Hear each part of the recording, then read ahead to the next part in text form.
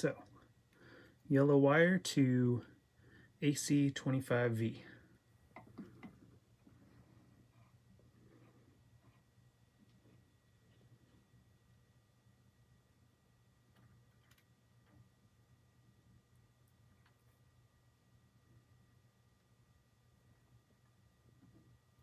Beautiful.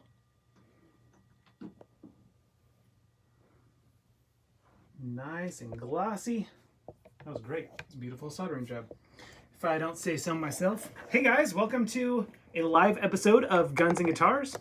And I don't know if you got a chance to read the description of this live episode.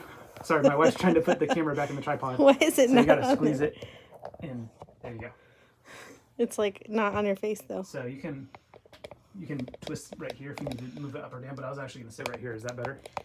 That's better. Okay, cool. Yeah, you were like cut off. So, sorry about that, guys. Technical difficulties. So, if you guys didn't get a chance to read the description of this live stream, basically, I'm putting together this sweet amp kit that I was going to post a review demo video of, and ran into some slight technical difficulties with it when I was putting it together, but I got those kinks worked out, and I'm very close to finishing it, but definitely was not close enough to have it done and demoed and edited and uploaded by this afternoon. So I thought it'd be cool. A lot of you guys have been asking me a lot of wiring questions lately, so I just wanted to do like a live Q&A to talk about basic guitar and amp wiring and soldering techniques. One thing that I showed you there in the intro, if you didn't notice, is that a trick that I do for holding wires in place is I use these little alligator jumper wires, and I just clipped that wire down onto the circuit board to hold it in place so that the edge of the wire, or the the tip of it, was right where it needed to be, and then I soldered it directly on there to the circuit board. So that's a little hack that I use that way it doesn't require three hands, because you got to hold your soldering iron and your solder, and sometimes wires can be stubborn. They don't stay where you want them to, especially once you apply heat. So it's good to clamp them down with something. These little jumpers, really great for that. Much better than the little helping hand thing that I showed you guys before, because this you can move around and put anywhere, clip it to anything. You don't have to have a spot for the thing to stand. Anyway, so I am happy to just share some tips and tricks, but I really want to know, as opposed to last week's, or 2 weeks ago, I think we did a live stream where I pretty much talked the whole time. I actually want to hear more from you guys this time. So if anyone has any questions about guitar watering, good grief, I need some more coffee. So if anyone has any questions about guitar wiring or soldering, or amp wiring or soldering, or just any questions at all, shoot them up. And Mrs. Guns is the moderator. She's also going to be the camera holder if I need to demonstrate anything for you. So she's going to let me know if any good questions come up, and we'll just go from there. So let me know what you got. Is anyone here? Is anyone chatting? Just 4 strings. 4 strings? 4 strings, are you here?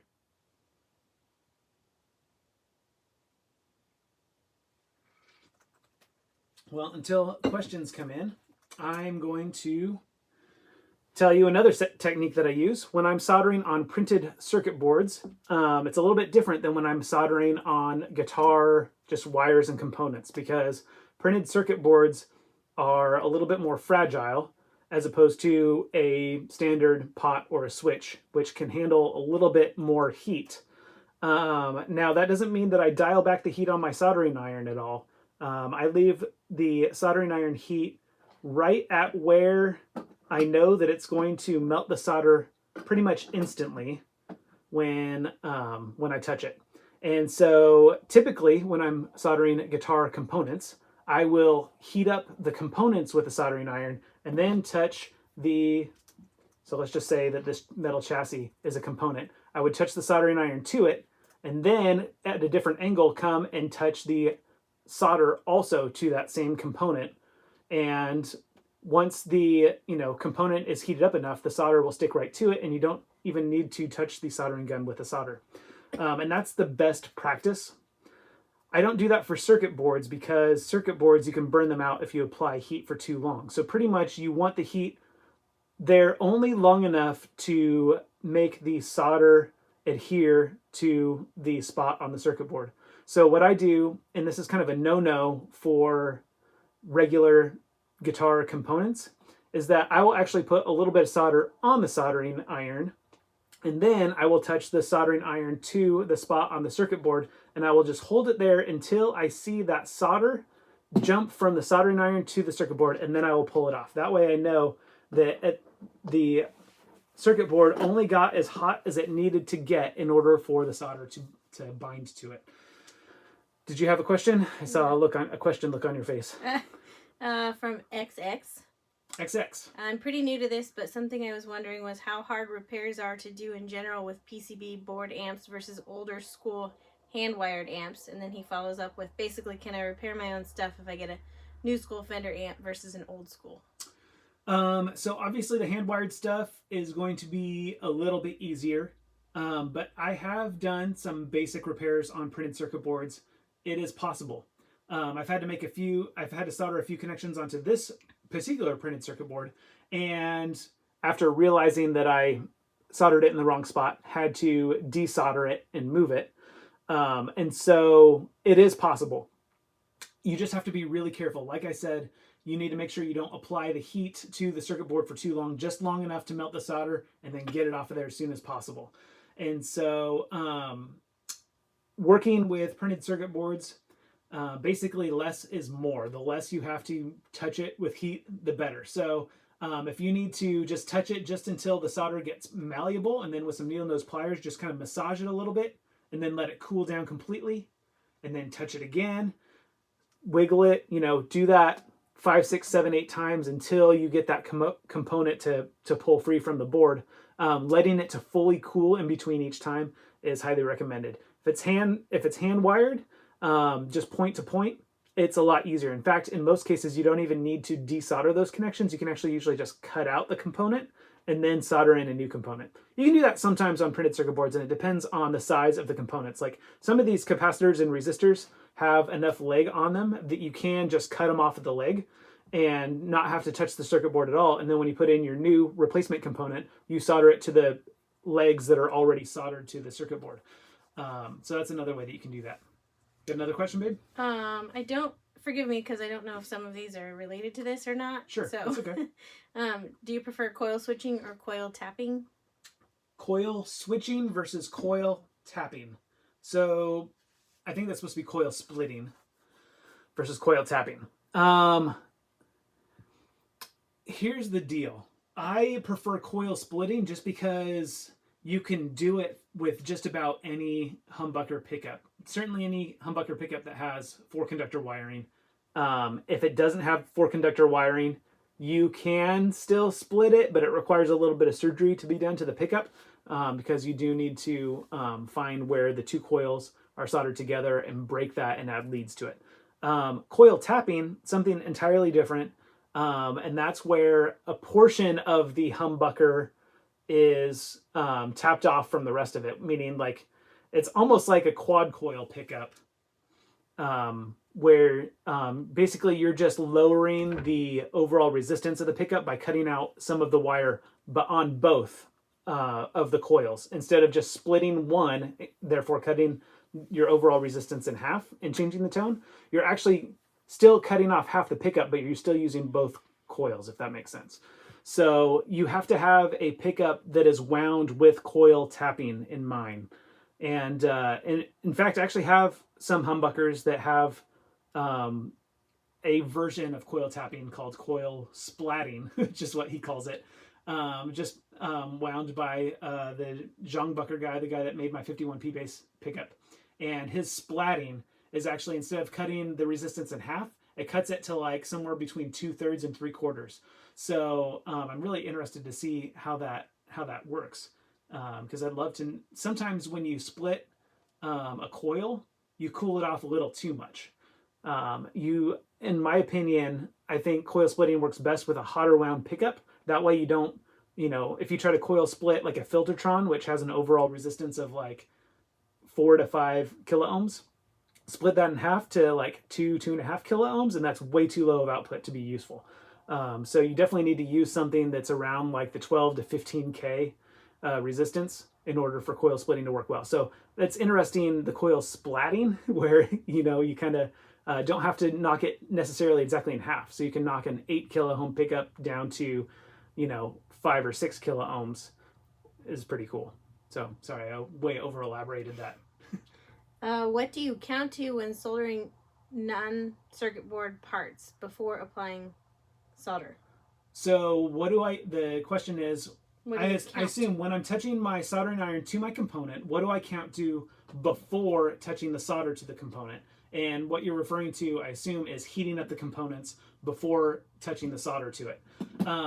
It's not something, I don't do a physical count. And the reason is because each component is going to heat up at a different rate. And so, like a full-size pot versus a mini pot, you have a little bit more metal to heat up before you can solder. Or when you're doing, a pot lug versus like if you need to solder a ground to a pot casing. The pot casing has a lot more metal that you got to heat up, so it's going to take longer. So you can't really count one specific thing for all of your components. You either need to come up with counting for various components, or honestly, the more you do it, the more you'll just get a feel for it and you'll understand it. But for now, I would say if you can find a spot, and again, use these alligator clips to hold stuff in place. And then another technique that I do is when I'm try to hold this up close to the camera so you can see. When I cut a little bit of wire, what I might do is I might cut off or splice wire. I might splice off. Can you see that good, babe, in the camera? Yeah. I splice off a lot more than I actually need for the component. And what I'll do is I'll feed it through and then bend it around the component so that it'll stay in place. And then I'll solder it and clip it off and clip off the excess so that it doesn't, touch ground or something and mess everything up. But anyway, all that to say, if you can get your wires and components situated where they're solid before you touch it with your iron, and then you know that you can get at it from two different angles where you can touch it with your soldering iron and then touch it with your solder. What you can do is you can actually just touch it with your soldering iron and then touch it with your solder and then just watch and wait for that solder to jump onto the component. And then you'll know that you didn't overheat it too much. You got it just to the point where the solder is going to adhere to it, and then you pull away the heat. So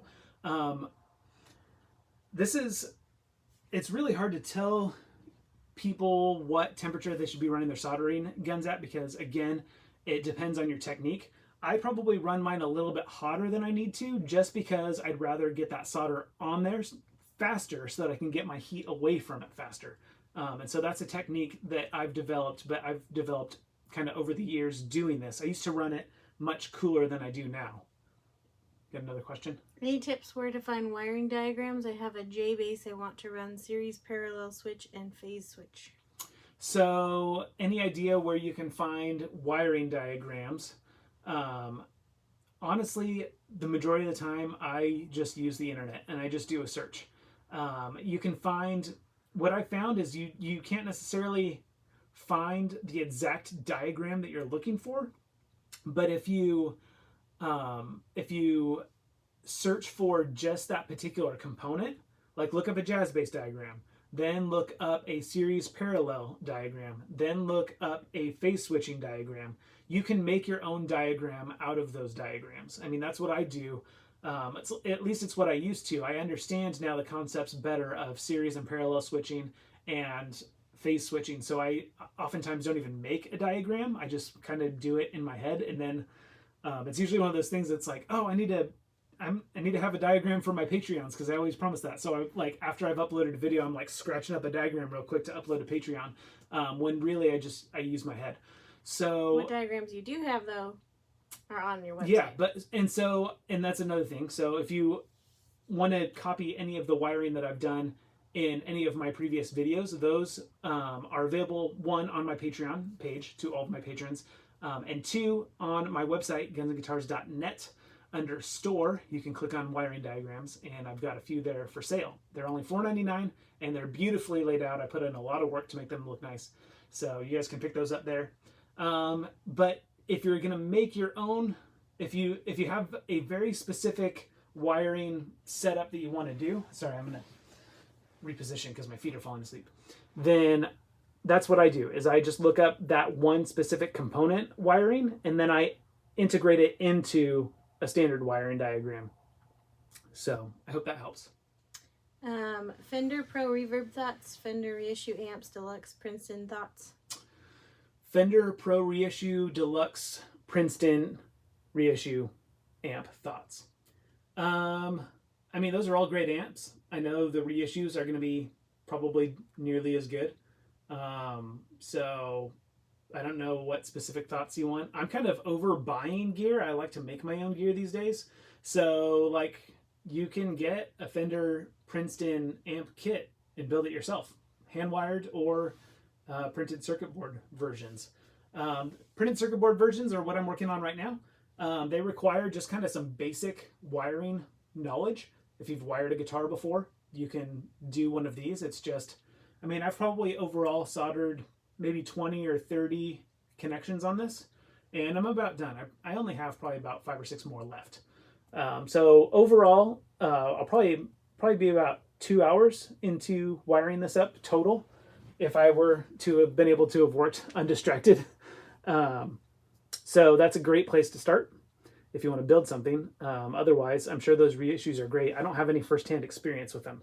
The last DIY amp kit that I built, the Pilot 15, is a 15-watt version of the Fender Hot Rod Deluxe, and that thing sounds killer. And it's great, 2-foot switchable channels. It's even got a diode triode switch, so you can run it at half power for bedroom practice. Really great amp, sounded awesome. I mean, put in some really good tubes and a really good output transformer, and you'd have a boutique grade quality amp. And that one was printed circuit board. They have a hand-wired version as well, but those require a bit more skill. That's going to be the next project that I do after this. And in fact, so you guys that are in the live stream, some insider information. This is a clone of a Marshall JCM 800, except for it's half the power. So this is a 25 watt version of it. It's not the full 50, or I think there's even a 100-watt version. I am only building this kit and reviewing it because KLD promised me that if I did, they would make a DIY bass amp kit. So you just answered someone's question. I am doing this build. If you're wondering when you're going to see a DIY bass amp kit, they don't exist. And I've been trying to convince KLD or KDL. KLD, that they need to make a bass amp kit ever since I reviewed their Hot Rod Deluxe, or their Pilot 15. And they finally broke down and I started developing one because I agreed to do this for them. So I'm honestly, I mean, I love the Marshall JCM. I think it's great. I've never desired to own one. So once I build this, I'll probably give it away or sell it or something. But I'm really excited for, I can't remember which model. They're modeling their DIY bass kit after an Ampeg model. I want to say it's either the Porta-Bass or Porta-Flex. But it'll be like I think it'll be like a 200-watt amp maybe. I don't remember. It'll be pretty sweet. He, to reiterate his question, he said he wondered if you thought they were built well, the Fender reissues. The Fender, if I thought they were built well? Yeah. So to reiterate the question about the Fender reissues, wondering if I thought they were built well. Again, I don't have firsthand experience, and I haven't done much research on them. I mean, Fender, out of all the guitar brands, I feel like Fender's been the most consistent on quality. I know a lot of the other ones have kind of had their ups and downs. It seems like Fender has held it together pretty well throughout the years, so I wouldn't expect it to be bad quality at all. Have you considered building a Mojotone amp kit? If so, any idea when you might try it? So I believe that's probably Mojotone. Oh, sorry. Yeah. Have I considered building a Mojotone amp kit? Yes. So I'd love to do a Mojotone amp kit. They are pretty much all hand wired. And so I'm kind of taking it one step at a time. My goal is that KLD makes a hand wired DC30 clone, which is DC30 is the matchless clone of a Vox AC30 that has 2 channels two separate inputs for low gain and high gain, which I think some AC30s do too, but I think the difference with the matchless is that the high gain is like a really high gain. And that's like my dream amp. I've always wanted a matchless DC30. And so my goal is to baby step my way up to that kit. But it's quite, I mean, it's for, they've warned me that it's for really experienced amp builders. And so I'm kind of taking baby steps. So I did the Pilot 15. That one was super easy. I think I only had to solder like 5 or 6 connections for that. It was mostly all printed circuit board. This one's a little bit different. There's a lot more connections that I had to solder. And the wiring diagram, I feel like I followed it pretty good. Some stuff on it wasn't super clear, so I kind of made some guesses. So we'll see how it works when I power it on. But assuming I got all this right, the next step is going to be that bass amp kit, which is going to be a hand-wired kit, which I'm very excited to try. But it's going to be a very simple hand-wired kit from what I've seen, based on they've shown me some circuit diagrams for it, and it seems like something that I'm comfortable doing. And if that goes well, then we'll gauge if I do a Mojotone kit next or if I jump straight to that DC30. So, but I'd love to do some Mojotone kits. I've heard really good things about them. I think Mojotone, they're really big too on mods for their kits. Like they sell components to like upgrade their kits, replace different components to make them, to dial them into your taste and stuff. So that's exciting. I think that's a whole world I could get lost into. Are there any other? We're at 20 minutes. Mm-hmm. I told you I only wanted to do 15 today. Sorry, you kept talking. All right. One more question. Is there any more questions? Best amp kit to start with for a beginner in your opinion. Best amp kit to start with for a beginner. So by beginner, we're going to define as someone who's wired a couple of guitars. They've been able to follow a wiring diagram successfully. They can look at a diagram and say, okay, this wire goes to the first lug on this volume pot, and then the second lug goes to this first lug on this double pull, double throw switch, and then this other lug on the same switch, we're going to connect to ground. If you can follow a diagram like that successfully, then you're ready to try out an amp kit. And definitely start with a printed circuit board amp kit. KLD's got a few. There's some other ones on eBay. I found KLD through eBay, but I don't think they might have a few models still on eBay, but I don't know. I'm not necessarily promoting KLD. I just don't know how many other brands out there offer a printed circuit board kit. But I originally had asked for the KLD has a 5-watt tube amp printed circuit board kit that's modeled after the Vox AC4, but it's 5 watts instead of 4 watts. And that's what I wanted to build. And they didn't have any of those kits available when I reached out to them, and they offered to send me the Pilot 15. That was the next on my list, but I wasn't sure I wanted to do a full 15-watt amp, 2-channel amp. But they assured me that because it was printed circuit board that it wasn't that complicated. And it wasn't. If I recall correctly, I had that thing together in about an hour when I first built it. I don't know. I'll have to go back and watch my own review video, but that's what I remember. This one, like I said, probably would have taken me 2 hours if I could have worked undisturbed. But like I said, I ran into a couple of snags that I had to figure out. And so definitely, I think either of those amps would be good. Their 5-watt amp or the Pilot 15 would be great places to start.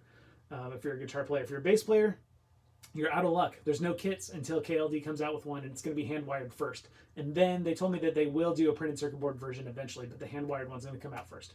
Where can they find those kits? You can find those kits at kldguitar.com. They are for sale, I believe, on eBay and Reverb as well. And if you can find your amp kit on there, buy it through them. Don't kldguitar.com gives me warnings that it's not a secure website, so I'd be nervous about making a purchase from them directly. AliExpress? Somebody said about AliExpress. Would you find it on AliExpress? I haven't seen it on AliExpress, no. That seems like a place that they would sell that, though, because they are a Chinese direct company. So that would be... I might have a search as soon as this is done. So, all right. Well, thanks for your questions, guys. I wanted to keep it short. I got to go cook dinner right now. But I really appreciate you guys joining me. And I will see you guys next week with a full review and demo of this amp, assuming that I built it correctly and it works properly and it doesn't explode when I plug it in. All right, guys. Thanks for joining. I'll see you in that next video.